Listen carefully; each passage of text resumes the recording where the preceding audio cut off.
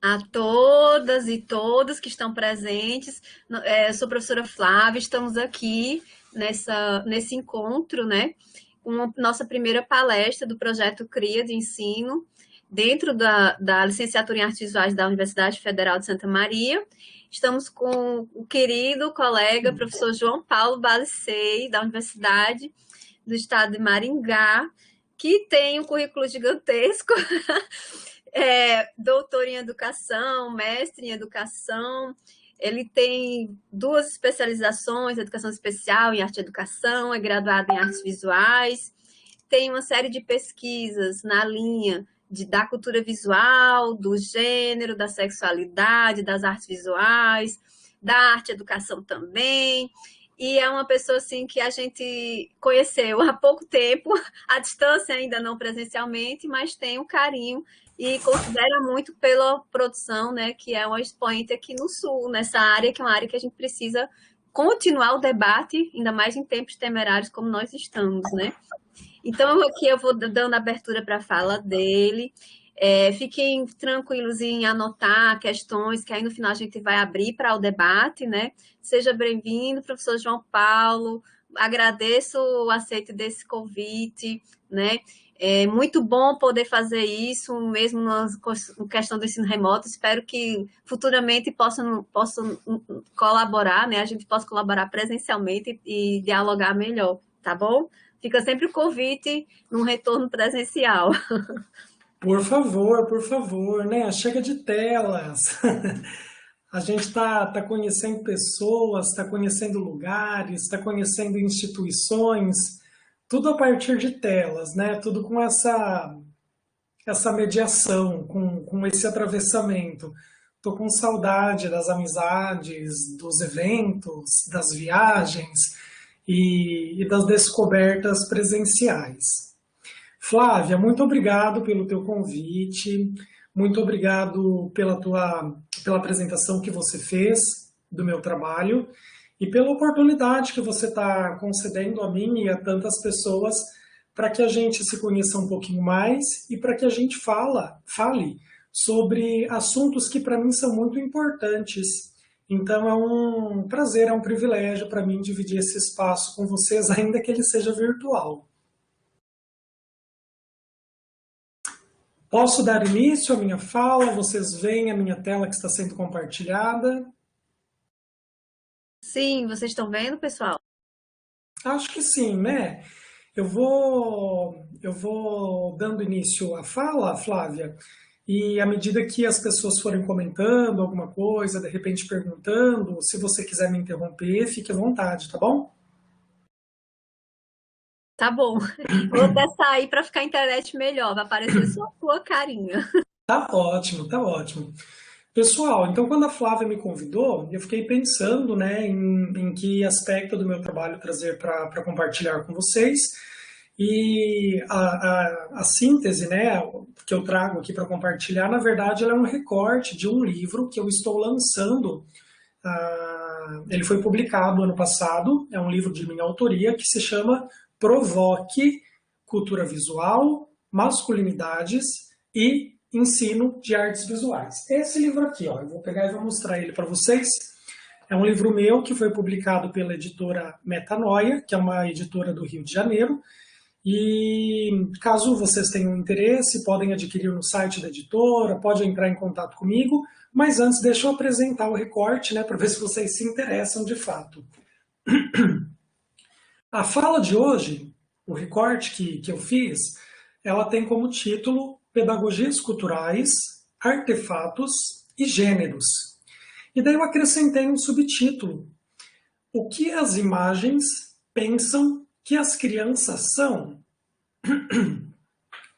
Esse título e esse subtítulo são muito importantes para mim e para vocês que estão se graduando em uma licenciatura de artes visuais, porque ele chama atenção para o aspecto pedagógico das imagens. O que isso significa? Que as imagens, elas não têm apenas, desculpem, as imagens não têm apenas caráter estético, caráter formal, caráter de aparência, né, de julgamento de beleza, elas também trazem consigo um caráter pedagógico. O que, a grosso modo, significa pensar que as imagens ensinam os sujeitos, e aqui eu dou ênfase para as crianças, a respeito de corpos considerados bonitos e corpos considerados feios. As imagens ensinam as crianças a respeito de pesos que são considerados adequados e pesos que são considerados inadequados, cores, raças, etnias que são consideradas superiores a outras, e sexualidades que são consideradas normativas, normais, e sexualidades que são consideradas diferentes, estranhas, abjetas, repudiáveis. Então, a grosso modo, a minha apresentação chama atenção para esse caráter pedagógico de ensino que as imagens têm em si, à medida que elas dão visibilidade para determinados corpos e outros corpos não são contemplados. Por que essa discussão é importante para a gente? Para aqueles que se interessam pela licenciatura, se faz necessário pensar sobre as imagens que nós escolhemos para levar para os nossos alunos e alunas. As produções artísticas, pinturas, esculturas, performances, videoartes, que são apresentadas às crianças, elas sugerem uma certa hierarquia, por exemplo, entre homem e mulher, entre sujeitos brancos e sujeitos negros. E para aqueles que não se interessam necessariamente pela licenciatura, mas são produtores e produtoras de imagem, a gente pode se perguntar sobre as imagens que vocês criam. As imagens que vocês criam concedem valores diferentes para corpos diferentes? Então, essas perguntas introdutórias que eu faço, elas têm relação com um conceito forjado, criado dentro dos estudos culturais, que é o conceito de pedagogias culturais. Pedagogias culturais é um conceito que entende que as relações de ensino e aprendizagem acontecem na escola, tudo bem, mas que elas extravasam os espaços físicos e agora virtuais também das escolas. Então, as pedagogias culturais entendem que a escola ensina sim, mas outras formas culturais também ensinam, como o cinema, a publicidade, a arte, o museu, as novelas, a televisão, as redes sociais, os brinquedos, as vitrines dos shoppings. Então, esse conceito chama atenção para os aspectos pedagógicos que as imagens têm e que extrapolam os espaços institucionalmente escolares. Feito isso, eu vou seguir com a minha apresentação, que, como vocês perceberão, tratará sobre as pedagogias culturais, chamando atenção para as maneiras como as imagens ensinam a respeito de feminilidades e de masculinidades, portanto, como as imagens ensinam a respeito dos gêneros. Essa discussão, como eu disse, tem uma fundamentação teórica feita a partir do meu livro, cujo título é Provoque, Cultura Visual, Masculinidades e Ensino de Artes Visuais. Para a apresentação, pessoal, eu vou pedir por gentileza que vocês olhem para a tela do computador, para a tela do celular, ainda que pareça um pouco, desnecessário pedir que vocês olhem para a tela. Eu, ao longo desse tempo de ensino remoto, eu tenho percebido que é necessário, porque às vezes a gente está fazendo uma outra coisa, às vezes a gente está com uma outra tela aberta. Então eu organizei esse slide, ele é sobretudo visual, e seria interessante que vocês acompanhassem a minha voz com as imagens que estão na tela. Então eu trago uma primeira imagem, ela é uma imagem bipartida, que remete a essa dicotomia dos gêneros na contemporaneidade. De um lado a gente tem um menino com uma série de artefatos e com uma cor específica, e do lado oposto a gente tem uma menina com outra série de artefatos da cultura visual e com uma outra cor. A essa divisão dicotômica que é feita socialmente a respeito dos gêneros, eu tenho chamado de construção visual dos gêneros e das sexualidades. Por que construção visual? A minha hipótese é a de que, na sociedade contemporânea, nós recorremos à visualidade, às imagens, para produzir áreas, aspectos, caracterizações, não só distintas, mas dicotômicas entre meninos e meninas. Então, meninos e meninas não são apenas caracterizados visualmente de modo diferente. Eles são caracterizados visualmente de forma dicotômica. O que isso significa? Que eles são caracterizados de forma oposta. Se a menina é isso, o menino não é. E se o menino é menos, a menina é mais. Se a menina é alta, o menino é baixo. Então, a caracterização visual que é feita entre meninos e meninas jogam ele e ela para polos opostos. Eu vou dar a sequência no slide, e aqui, em alguns segundos, cairão várias várias palavras que me ajudam nessa reflexão que indica como que os meninos e as meninas são caracterizados visualmente de forma dicotômicas. A gente começa essa caracterização pelo próprio nome, né? Quando uma criança nasce ou quando tem uma gravidez, a escolha do nome diz respeito ao gênero. Uma vez escolhido o nome, as famílias começam a se preparar comprando brinquedos, decorando quartos, comprando roupas, enxovais, selecionando cores que demonstram características diferentes nessa criança. O menino vai ter uma voz de um tipo, a menina de outro. Na escola, essa dicotomização se intensifica, seja na compra de materiais escolares, seja nos elogios que professoras e professores concedem aos meninos e às meninas, seja nos movimentos e nas danças ou nos esportes que eles e elas são incentivados ou censurados a praticarem, na maneira como cortam ou não cortam o cabelo. A moda atravessa esse sujeito de maneiras diferentes. A profissão que é idealizada para essas crianças é diferente de acordo com o gênero. A maneira como ela mexe as mãos supõe uma masculinidade, uma feminilidade específica, e inclusive as músicas que essa criança ouve ou gosta ou sente prazer em escutar guardam uma relação de gênero. Então todas essas imagens, todas essas palavras, elas indicam uma intensa relação entre infância, visualidade e a necessidade que nós temos, nós sociedades, nós adultos, adultas, professores e professoras, temos em generificar as crianças a partir de aspectos visuais. Então eu reforço, dentre todas essas palavras, a palavra visual e a palavra sexualidade. Por quê?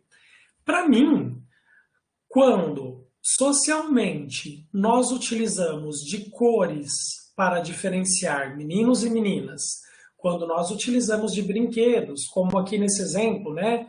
Ela está com uma boneca, ele está com uma espada. Quando a gente usa de acessórios, ela está com um batom, ele está com um carrinho. Ela está com uma prancha de cabelo, ele está com uma bola. Quando a gente investe visualmente nessa divisão dicotômica entre os gêneros, para mim, essa preocupação revela um medo que a sociedade tem de que os meninos e as meninas não sejam heterossexuais. E daí é uma preocupação que se resolve de uma maneira um pouco burra, né? Primeiro, porque a gente sabe que o fato de um menino gostar de boneca ou da menina gostar de bola não tem nada a ver com a sexualidade que ele ou ela expressará. E segundo, porque esse tipo de tratamento sublinha como única sexualidade possível a heterossexualidade. Então, todo menino e menina, homem e mulher, que demonstrar um desejo afetivo e sexual diferente do hétero, será ajustado, será discriminado, será censurado, será violentado, será oprimido. Então, para mim, essa necessidade de dividir dicotomicamente meninos de meninas a partir da visualidade revela um grande medo que a sociedade tem de que as crianças possam vir a ser outra coisa que não heterossexual. Essa discussão ganha maior ênfase no livro, onde eu abordo especificamente a construção visual das masculinidades. Então eu parto dessa introdução que eu fiz para vocês, né, de que os meninos e as meninas, desde antes do nascimento, eles têm os seus berços monitorados e vigiados e assombrados por esse heteroterrorismo, né? Então, antes da criança nascer, já tem o chá de revelação, que escolhe uma cor e que celebra um gênero específico, criando expectativas de que, caso essa criança tenha sido identificada, né, biologicamente com um pênis, ela seja um menino masculino, ela goste de futebol, ela vá preferir cursar um curso de engenharia ao invés de um curso de licenciatura em artes visuais, por exemplo. Essa criança, quando crescer, ela vai se casar com uma mulher e ela terá vários filhos, né? Então percebam que há uma criação de expectativas antes mesmo do nascimento desse sujeito. No meu livro, especificamente, eu chamo a atenção para a construção das masculinidades. E essas imagens que eu trago, que inclusive estão na capa do livro, elas dizem respeito a uma produção artística de minha autoria, onde eu conto alguns aspectos da minha infância, de uma festa de carnaval onde eu desfilei, e de uma foto específica que foi feita pelo meu pai ou pela minha mãe em 1997, 1998, e no ano de 2018, quando eu completei 30 anos, eu voltei nessa foto e fiz uma intervenção artística nela, que é essa intervenção que eu trago na capa do meu livro, e eu conto a história dessa intervenção nas páginas iniciais do meu livro. Essa parte inicial eu trago como título Masculinidades em Desconstrução, ou O Dia em que eu ganhei a minha primeira boneca. Eu conto uma história em um outro aniversário de 26 anos, quando já adulto, eu ganhei uma boneca de presente de uma grande amiga, e isso gerou uma série de repercussões, não tanto na minha família, mas nos meus pensamentos, assim, né? Eu fiquei pensando, poxa, eu sempre quis ter uma boneca. Por que eu nunca tive? Né? E daí é fácil a gente responsabilizar os nossos familiares. Sim, eu nunca ganhei uma boneca, né? Mas sendo adulto, sendo professor, trabalhando, eu já tinha condições de comprar a minha própria boneca. Por que eu nunca comprei? Por que eu esperei a iniciativa de alguém que me desse uma boneca, né? Então eu reflito sobre isso nesse primeiro capítulo. Então eu chamo a atenção para os aspectos pedagógicos das imagens, e aqui eu trago um bolo de chá revelação, né? E a minha defesa, a minha argumentação é que essas imagens, elas não apenas descrevem os sujeitos, mas elas também produzem sujeitos. Por exemplo, aqui a gente tem uma foto de uma criança recém-nascida e a gente supõe que ela seja uma menina. Por quê? Porque ela está envolvida em artefatos, em apetrechos rosas, e ela tem uma faixa com várias flores na cabeça, indicando que essa criança, que esse bebê é uma menina. Então essas imagens, né, a tiara com as flores, não está descrevendo um corpo que já é feminino. Essa tiara, essas flores, a cor rosa está produzindo um corpo, feminilizando-o. O brinco na orelha, né? Qual a necessidade de nós furarmos a orelha, de nós mutilarmos o corpo de uma criança recém-nascida? Então, quando a gente fura a orelha da menina e não fura a orelha do menino, a gente está gritando para a sociedade que esse bebê, esse sujeito que eu carrego no colo, ele é uma menina, não é um menino. E daí eu pergunto para vocês, e qual que é o problema da gente confundir a menina com o menino? Será que isso geraria tanto transtorno? Seria tão ofensivo confundir uma menina com um menino com uma menina? O brinco e a tiara, esse uso da tiara na cabeça, ele se tornou popular nos anos 80 nos Estados Unidos. E para mim, eles antecipam uma distinção de gênero que seria feita pelo cabelo, né? Então, hoje, durante a infância, a gente costuma a distinguir os meninos das meninas pelo comprimento do cabelo. É uma convenção social que foi feita e que a gente vai repetindo. As meninas têm cabelo longo e os meninos têm cabelo curto. Quando as crianças são bebês e as meninas não tiveram tempo de terem os seus cabelos longos e os meninos não tiveram tempo de terem seus cabelos cortados, a gente antecipa a produção de masculinidades e de feminilidades pelas imagens, furando as orelhas das meninas. Então a cultura visual, nesse sentido, ela produz significados categóricos. Ou é menina ou é menino. São significados que são rapidamente inteligíveis, eles não deixam dúvidas. Então eu trouxe algumas questões que dizem respeito aos espaços escolares, né?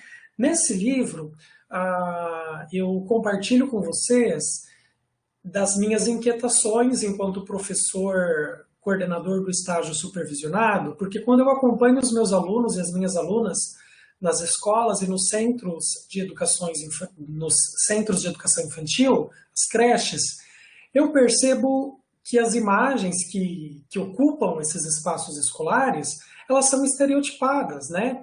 Elas reduzem toda a complexidade das masculinidades e das feminilidades em estereótipos, né? E daí eu vou pedir para que vocês façam esse exercício de ouvir a descrição que eu trago dessas imagens e de imaginá-las, né? Eu tenho certeza que vocês conhecem essas imagens também, que vocês vejam, nós estamos em estados diferentes, em cidades diferentes, né?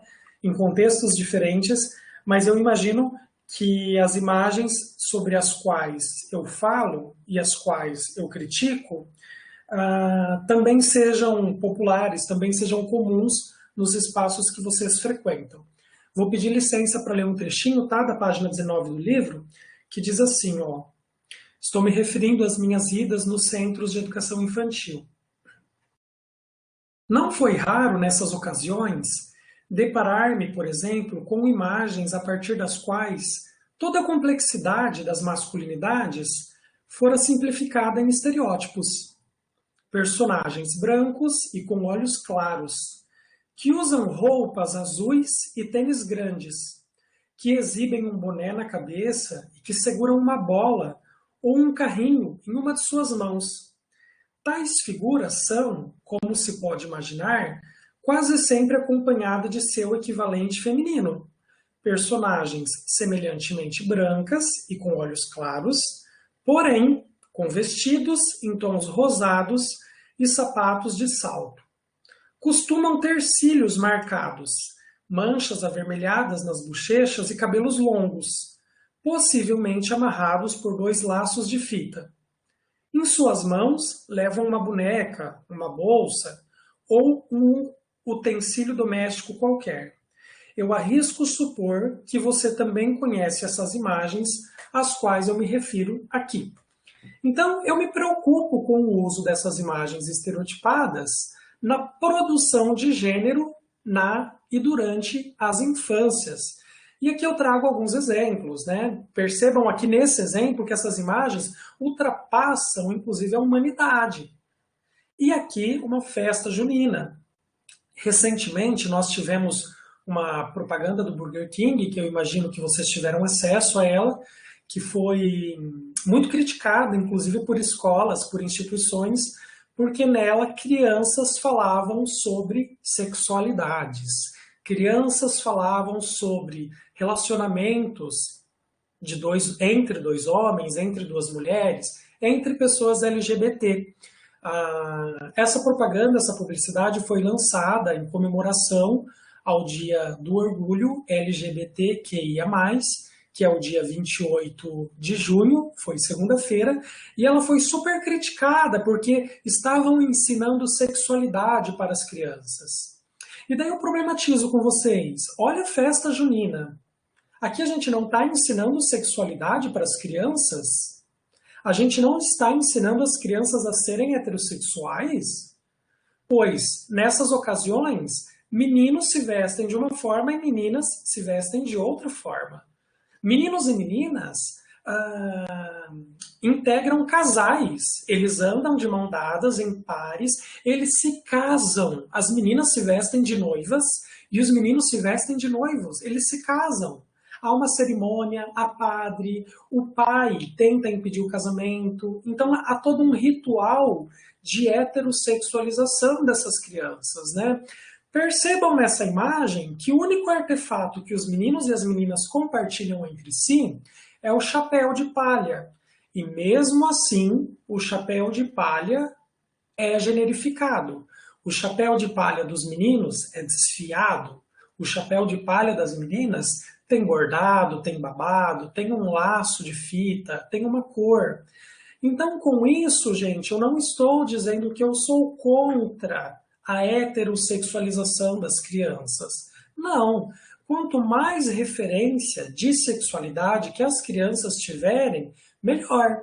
Ocorre que, da forma como a escola hoje está organizada, visualmente falando, as crianças só têm acesso a um tipo de sexualidade, a heterossexual. Logo, quando crescidas, é muito provável que essas crianças sejam LGBT-fóbicas, porque elas nunca tiveram referências às pessoas, relacionamentos, famílias LGBTs.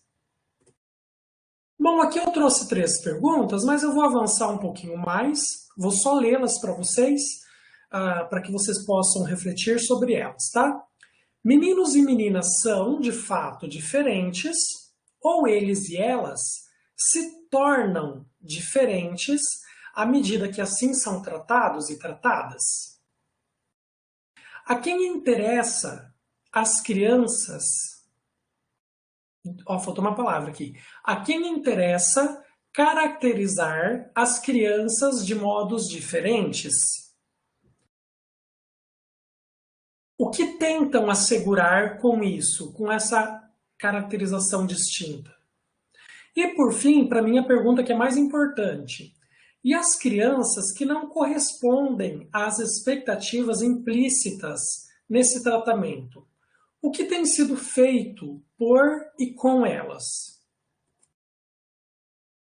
Bom, tendo apresentado tudo isso, eu chego nos encaminhamentos finais da minha fala, onde eu dou ênfase para um aspecto específico do meu livro, que é o aspecto que eu mais gosto, quando no 4º capítulo, intitulado Pedagogias Disney, eu analiso 2 animações da empresa Disney. Então, vou retomando a minha argumentação, a minha preocupação sobre as pedagogias culturais nos artefatos endereçados às crianças. Eu me debruço sobre 2 animações produzidas pela Disney e eu analiso 20 personagens, todos eles masculinos. Por quê? Porque nesse livro, nesse material, o meu interesse, a minha inquietação está sobre a construção das masculinidades.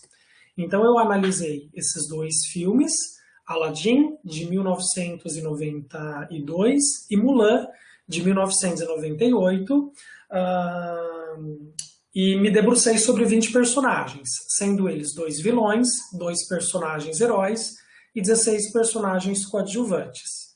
E escolhi essas duas animações porque são as duas únicas animações da franquia Disney Princesa que trazem como protagonista das histórias personagens masculinos.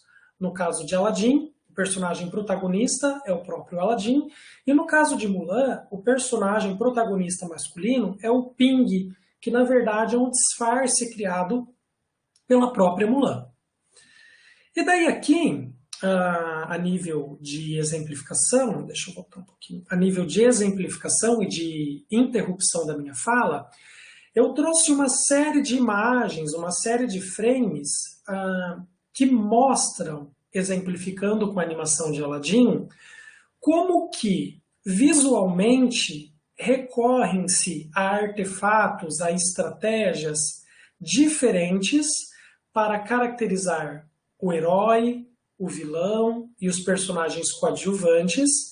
E com isso, de uma forma muito sutil, vai ensinando os meninos e as meninas que existem masculinidades melhores, mais valorizadas e mais adequadas à medida e ao passo que também há masculinidades inferiores, desajustadas e engraçadas.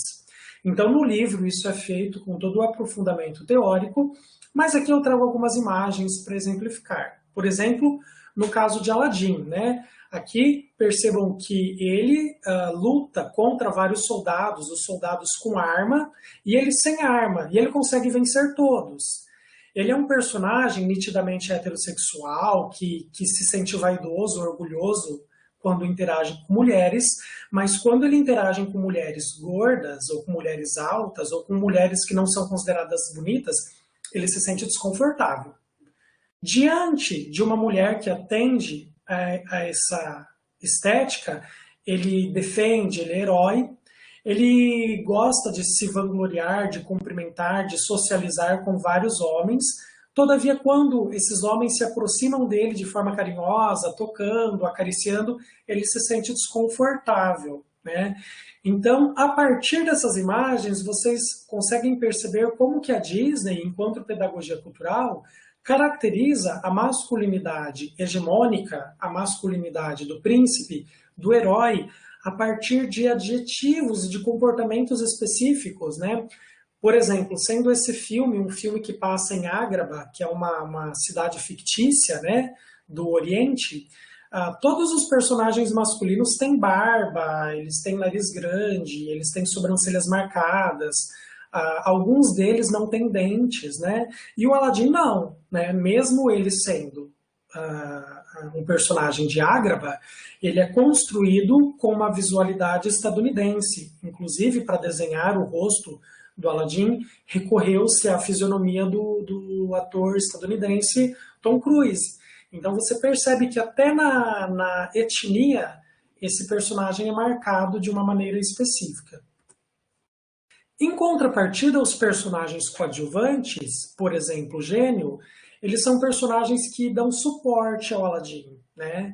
E sendo personagens que dão suporte, eles são personagens que provocam riso.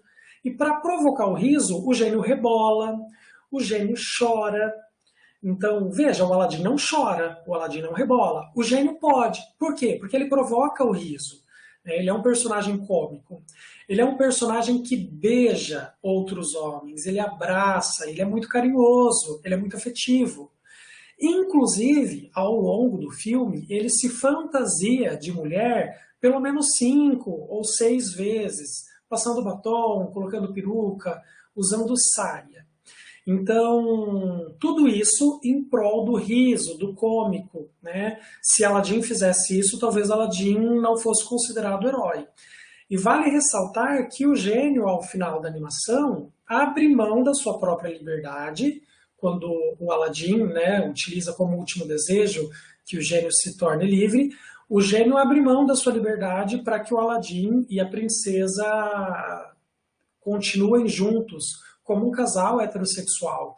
Então percebam como esses personagens coadjuvantes que provocam o riso, eles são cúmplices no interesse do herói numa união heterossexual. Então tudo gira em torno desse ideário heterossexualizante, digamos assim. E por fim eu trago imagens do vilão, o Jafar, que é uma espécie de conselheiro, de mago, de feiticeiro. Percebam na caracterização como esse personagem é feminino. O uso de joia, de penas, as pálpebras bem marcadas e coloridas, os olhos delineados com cílio, o rosto fino, ele é feiticeiro, ele é o único personagem que usa saia, o único personagem masculino, e ele é o único personagem masculino que usa esse véu que emoldura o seu rosto e dá uma sensação de cabelo longo, né? Lembrando, como eu disse no início, que o cabelo longo socialmente tem sido um marcador de feminilidade. Então vejam só, qual que é o problema desse personagem ser caracterizado de forma tão feminina, de forma tão transgressora às normas de masculinidade? Não há nenhum problema. O problema é que justamente o vilão, o abjeto, o repudiável, o odiável, é aquele personagem que flerta com a feminilidade, enquanto o herói não. O herói nem chora, ele nem rebola, ele nem abraça outros homens, de tão macho que ele é, né? Então, de uma maneira muito sutil, essas imagens vão orientando os meninos a perceberem algumas masculinidades como ideais, como positivas, como invejáveis e elogiáveis, e outras masculinidades como odiáveis, como repudiáveis, como abjetas. Então, aqui eu trago uma síntese visual da teoria que eu uso para respaldar a minha análise, que é os estudos das masculinidades, e aqui eu trago alguns conceitos de uma autora australiana que se chama Raelene Connell, é uma mulher transexual, onde ela organiza uma hierarquia entre masculinidades, né? Então ela argumenta que numa sociedade machista, patriarcal, como a que a gente vive, é óbvio que nós, homens, usufruímos de privilégios em vários âmbitos, né? Legais, trabalhistas, culturais, religiosos, políticos, né? Somos nós, homens, quem usufruímos desse privilégio, e não as mulheres. Todavia, conforme ela argumenta, os homens não usufruem desses privilégios de modos simétricos ou homogêneos. Alguns homens detêm mais poder, que é o que ela chama de masculinidade hegemônica, e outros homens detêm menos poder, inclusive são violentados por esse sistema patriarcal. E aí a gente tem na base a masculinidade subordinada. Mas essas questões mais teóricas, eu acho que elas precisam de um outro momento, de uma outra ênfase, fica para um outro encontro nosso. Por fim, gostaria só de explicar que todas essas análises, elas não foram feitas de uma forma intuitiva e baseada no senso comum e no gosto, não. Se tratando de uma pesquisa científica, de um trabalho acadêmico, há toda uma cientifização no tratamento analítico. Então, eu desenvolvi a minha própria ferramenta de imagem, que chama Provoque, por isso o título do livro, e a partir do Provoque, que é uma abreviação para problematizando visualidades e questionando estereótipos, eu criei 5 etapas de análise de imagem, flertando, percebendo, estranhando, dialogando, compartilhando, que orientam professores, professoras, estudantes, pesquisadores, pesquisadoras, artistas, pais, mães e demais sujeitos que são interessados em problematizar os estereótipos das imagens, de maneira a socializar com vocês o modo como eu analiso imagens. Então, se você se interessa por leitura, por análise de imagem, o Provoque é uma ferramenta que, a partir de 5 etapas, orienta procedimentos específicos. Mas sobre isso, também eu acho que a gente precisa de um segundo, de um terceiro momento, ou quem sabe, da aquisição do material. Pessoal, tendo feito essa apresentação, eu agradeço por vocês terem ouvido, por vocês permanecerem atentos e atentas à tela do celular, à tela do computador. Por fim, eu deixo aqui o meu contato, o meu e-mail institucional. Escrevam para mim, mandem um recadinho, compartilhem as pesquisas de vocês, se apresentem, porque só vocês me veem, né? Eu não vejo vocês. Também deixo aqui o meu contato no Instagram, @João Paulo Balicei, e o contato do grupo de pesquisa que eu coordeno aqui na Universidade Estadual de Maringá, que é o Grupo de Pesquisa em Arte, Educação e Imagens, o ARTEI. É um grupo super bacana que tem se reunido virtualmente. Então, se vocês quiserem participar, integrar o grupo, assistir às nossas falas, vocês são os nossos convidados e convidadas especiais. Podem nos seguir lá no Instagram e perguntar como que faz para participar. Por fim, compartilho também o material que eu estou lançando, o livro Provoque, Cultura Visual, Masculinidades e Ensino de Artes Visuais, que pode ser adquirido no site da editora Metanoia. Ele é um material todo interativo que eu tenho aqui em mãos. No final eu trago um caderno de imagens com várias figuras coloridas das cenas que eu analiso. Ele tem no meio do livro algumas páginas para que vocês recortem, pintem, interajam, que tem a ver com uma intervenção que eu fiz. Eu redesenhei 10 personagens da Disney e fiz umas espécies de lambe, de cartazes, e espalhei assim, cerca de 300 unidades em banheiros masculinos em vários países, em várias cidades. Mas para saber mais sobre isso, adquiram o material, ou me inscrevam, me convidem para uma segunda fala, a gente terá oportunidade para isso. Muito obrigado, pessoal. Agora eu vou finalizar o compartilhamento da minha tela e conversarei com Flávia. Obrigada, João Paulo. Foi um prazer escutar, né, e instigantes questões que nos remetem a várias outras, né?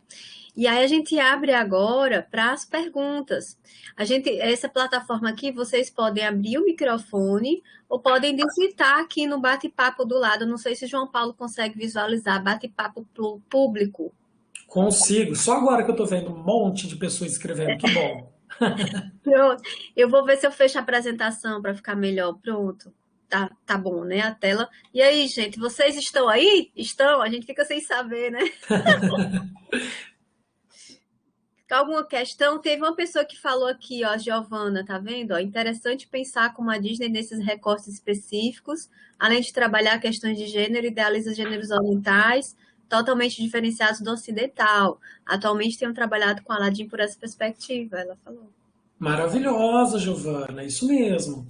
Tem um autor estadunidense, ele é pioneiro na análise dos filmes da Disney, que é o Henry Giroux. Eu conheço. Ele tem várias produções, né, que foram traduzidas no Brasil. Ele tem um livro que se chama eu tenho ele em espanhol, ele não tem no português, né? Ele não veio para o Brasil, mas o livro se chama O Rato Feroz, onde ele analisa vários filmes da Disney.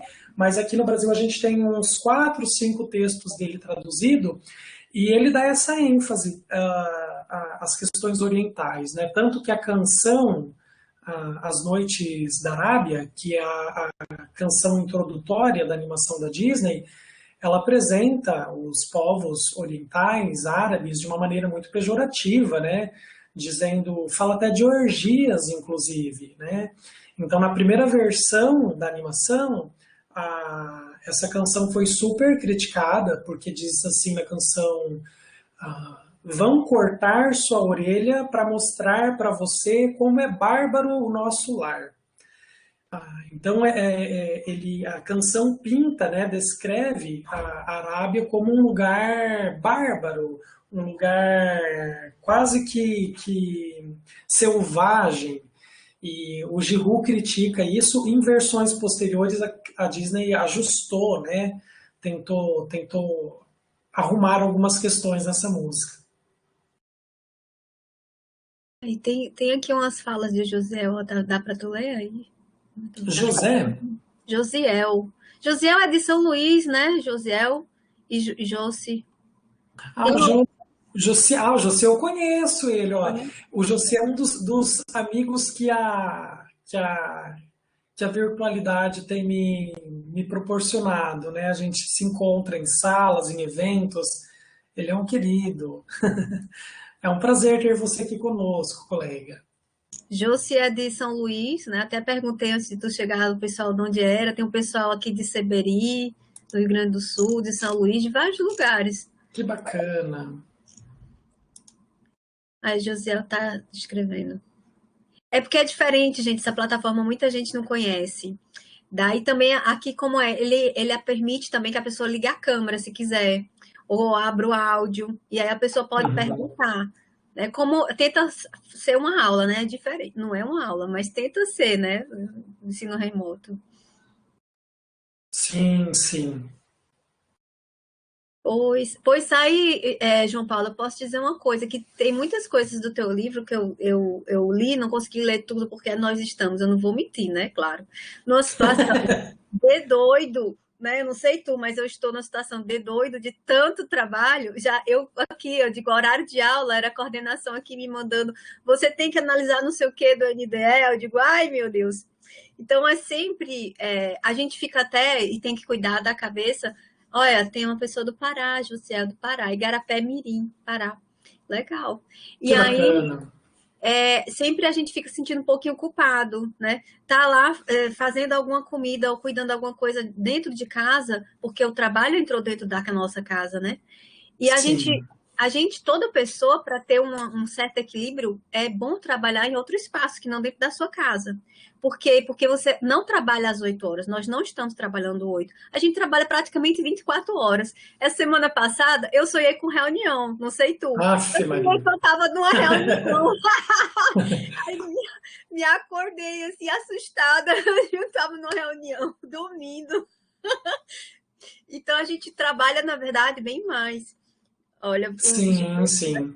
aí. Então, alguém mais tem mais alguma questão para João Paulo, para a gente dar prosseguimento? As meninas aqui da UFSM, Eduarda, sei até quem é, Eduarda, Fernanda, que elas às vezes estão, mas não estão, às vezes estão no celular, como tu falou, estão fazendo alguma coisa. Quem mais? Stefane, as duas Stefane, Tamires, estou chamando elas porque são minhas alunas. E aí, meninas, vocês têm alguma... E elas participam muito, devem estar com vergonha de ti, João Paulo. Que elas abrem Imagina, mão. imagina. Inclusive, gente, eu conheci ele por um curso que eu fiz, que ano passado o Grupo Arte deu um curso sobre arte e infância. Eu tinha chegado na UFSM e eu digo, meu Deus, eu peguei uma disciplina assim de supetão, nunca tinha dado disciplina sobre infância, né? A minha linha não era essa, e eu, gente, eu tenho que fazer algum curso, alguma coisa extra, e o curso do João Paulo não era só tu, era um monte de gente. Mas foi tu que Sim, coordenou. foi o primeiro curso aí da pandemia. O pessoal está pedindo contato. Eu vou colar aqui no chat, ó, Bora o falar aí. site da editora e O o meu Instagram. contato. E a Leonice é da UFPB Paraíba. Ai, que saudade de João Pessoa, minha gente. Meu mestrado foi lá. Oh, meu Deus, maravilha. A gente congelando. Tu não tá com frio, não, né? Tu tá ótimo. Eu tô Aqui tá congelando. super frio, Flávia, mas eu sou uma pessoa assim que tenho um pouco de afinidade com o frio. Ah, eu ainda não me acostumei. Então, tu é uma pessoa calorenta, que sai calor pela pele. Então, ó, Eduarda, que agradeceu pelo encontro. E a Leonice está terminando de falar mais alguma coisa. Então, assim, fico feliz de ter dado certo, né? Apesar das questões, assim, que falta de luz, todo mundo se ocorre hoje. Queria muito, João Paulo, poder te dizer que foi muito boa a tua fala, tem muito a ver com o que a gente discute na disciplina, é uma das questões dentro do projeto de ensino gênero, que no curso aqui de licenciatura em artes visuais é pouco debatido, principalmente quando pensa em ensino de artes visuais, e eu acho, assim, como a Luciana Borri, né, que é uma querida que tu tem contato, que ela é daqui do Sul, está lá na UFPE, é uma coisa que a gente não pode deixar de falar na licenciatura, já que a gente está formando professores. Então, são temas que, como você mesmo fala, parece que estão silenciados, né, na construção desses modos de ver. E a gente precisa trazer, eu acho que é um papel social, falar disso, né? Da abertura, como tu mostrou lá nas festas juninas. E outras formas de ver, e outras formas de perceber. A gente só conhece uma, né? Até aquela coisa, a caracterização do Nordeste, né? Vamos falar do chapéu. Sim, sim. São estereótipos, né? Na intenção de representar todo um grupo, né? Toda uma região, toda uma cultura, a gente, por uma questão de defesa, de otimização do tempo, a gente recorre a estereótipos. O problema disso é que o estereótipo ele achata, né? Ele transforma toda a diversidade, toda a complexidade numa síntese. E quando grupos específicos são conhecidos apenas por esses estereótipos, gera um problema, porque há uma redução. Então, o Provoque, enquanto sistema de análise de imagem que se preocupa especificamente com os estereótipos, é uma ferramenta interessante, por exemplo, para investigar as imagens que caracterizam o Nordeste. Exato, inclusive eu acredito, sabe, que é uma outra possibilidade, porque a gente muito se utiliza na parte didática, né, da abordagem triangular ou de alguma outra teoria, e aí de repente eu acho que é importante a gente começar a conhecer outras possibilidades de estratégia de ensino, porque nós não temos só as imagens da obra de arte, nós temos outras imagens que influenciam os modos de perceber as coisas. Então tem que trabalhar a análise de tudo hoje em dia. Sim, sim. Até porque, Flávia, né, quais são as pessoas que têm acesso às imagens legitimadas da arte, né? E quando eu digo acesso, eu não estou falando só de questão de acessibilidade física, né? Assim, a museu, a galerias, a grupos de artistas, mas eu digo acessibilidade intelectual mesmo, né? Quem de nós, durante a infância, durante a adolescência, durante a vida escolar, foi incentivado ou incentivada a gostar de arte? Né? Não, é um gosto muito restrito. Então, há necessidade de analisarmos as imagens da cultura visual para além daquelas que são consideradas ou tratadas como artísticas. Verdade.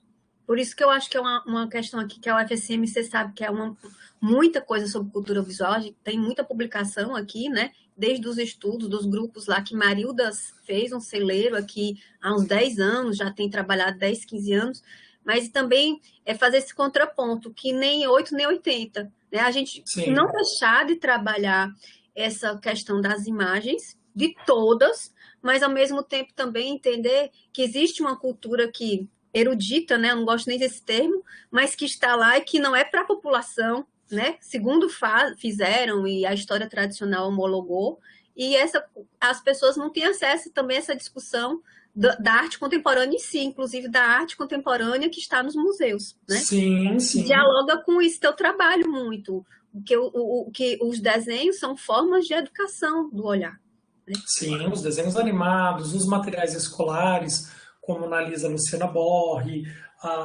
as imagens de fast food, como analisa o Joe Kinchelow, os brinquedos, a boneca Barbie, né, como analisa a Shirley Steinberg. A gente tem várias referências brasileiras e internacionais que já se preocupam há algum tempo sobre as pedagogias culturais que tais artefatos colocam em circulação, né? Eu ia pedir só uma coisa aqui, gente. A Fernanda também te agradeceu. Olha, se tu vê o comentário aqui dela, que achou bem legal. Uma disciplina de arte e infância. Foi aquela disciplina que eu fiz quando eu estava fazendo o curso contigo.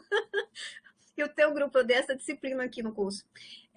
E aí, eu queria pedir a vocês, quem puder abrir a câmerazinha para a gente fazer aquele print que o povo gosta de fazer no Meet, né? E aí eu mando para vocês por e-mail. E quem puder abrir a câmera, eu sempre faço isso com as meninas, né? Não tenho vergonha, não. Abram a câmera. A Brenda disse que fez com o professor Luthieri. Vocês conhecem o Luthieri? Eu li alguns textos dele sobre cinema, mas não conheço O pessoal Eduardo, o virtualmente, não. Eduardo. É, Olá, querida. Oi. Quem mais? Abra mais, meu povo, para tirar print. Não tenha vergonha, não. Stephanie, ui. Olá, bom dia. É uma coisa, né? Tu deve fazer a mesma coisa nas tuas aulas, né? Abra a câmera para ver vocês. Ô, Flávia, assim, de forma geral, o pessoal tem resistência em abrir a câmera, né? Com os meus alunos, sabe o que funciona para abrir a câmera? Super funciona. Ah, Pets. Eu convido eles para todo mundo mostrar os bichinhos de estimação que tem em casa, os cachorros, os gatos, daí todo mundo quer mostrar. Aparece às vezes até umas cobras, umas galinhas, parece umas coisas exóticas. ai, que legal! Ah, então já vou tirar a dica. Eu não tenho pet, eu posso pegar os pets de pelúcia. Eu tenho um monte de pelúcia, Ah, não, aí não vai. Então não tem que pelúcia aí, ó. adotar. As pelúcias já apareceu um. O Sandro. O Sandro também tá no Canto Frio. É de Seberi, né, Sandro? Tá? Então, assim, vamos fazer. Se vocês quiserem fazer um, vou dizer um, dois, três. Cadê? Sai uma. Eduarda, mulher, apareça.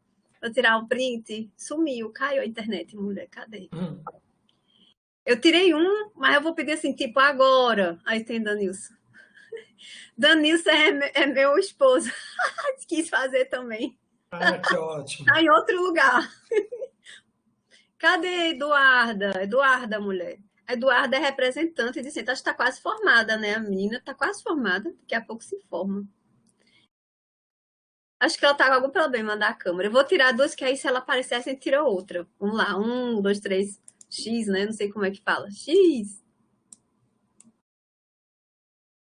Olha lá Pronto. os pets, ó. O Ai, gato da Brenda passou ali, invadiu. ó. Ah, Ai, ai, que lindo. ai, Eduarda. Deixa ela aparecer também para tirar a Lindo, bichinha. lindo. A Eduarda deve ter, tá se maquiando, é mulher. Hum. Não, às vezes eu me ajeito, às vezes não dá, né? Eu deixo de qualquer jeito. Tem dias que você não tem paciência. Ou só da cintura pra cima, né?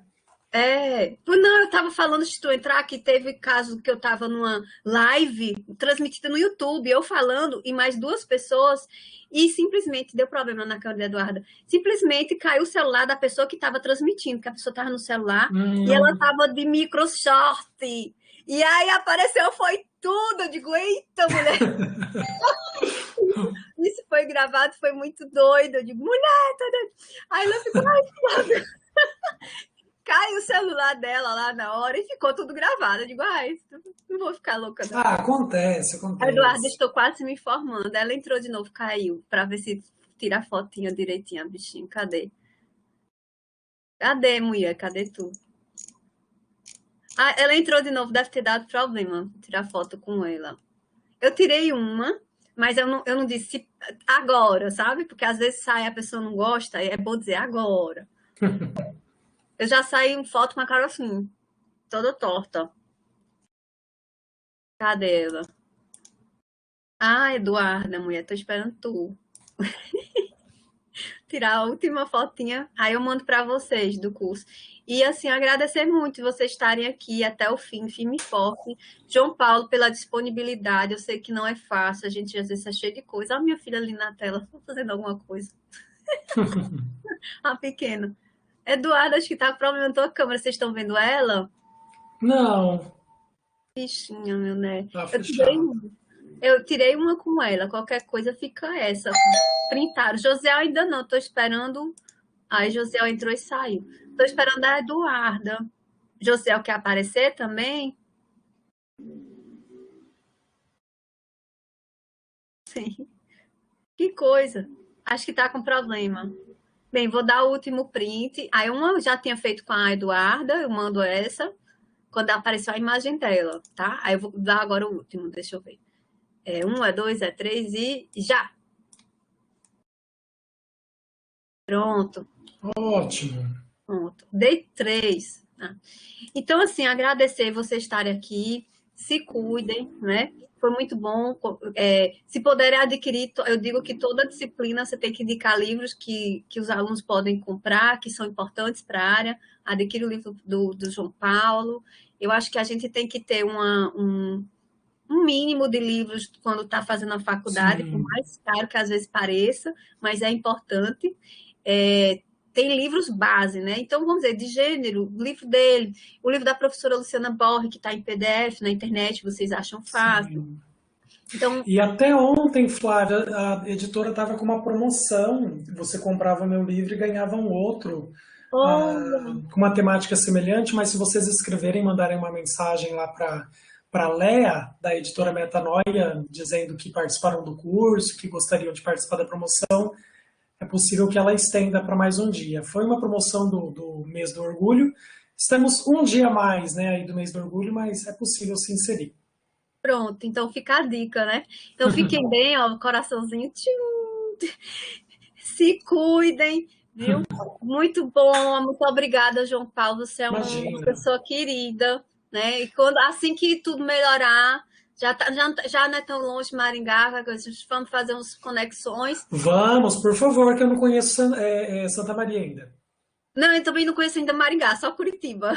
Ah, então, fechado. E Então, vocês também, gente, venham para Maringá, me avisem que a gente sai para se divertir, para dançar, para comer.